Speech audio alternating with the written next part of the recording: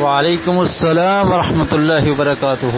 سوال یہ ہے کہ ایک شخص فوت ہو گیا، اس کے ورثاء میں 3 بیٹیاں ہیں اور صرف 2 پوتے ہیں، اور ایک اور بیٹی سے صرف 2 نواسے ہیں۔ رہنمائی فرما دیں کہ اس کو کتنا وراثت میں حصہ ملے گا۔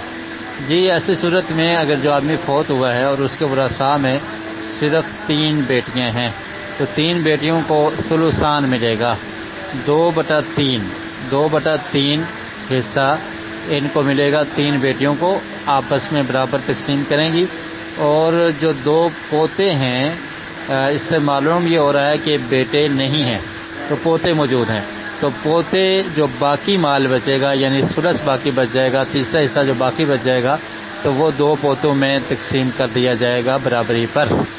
ٹھیک ہے، تو جو 3 بیٹیاں ہیں ان کا حصہ ثلثان ہے 2/3، اور جو باقی مال بچے گا 2/3 کے بعد وہ 2 پوتوں کو دے دیا جائے گا، ان میں برابر تقسیم کیا جائے گا۔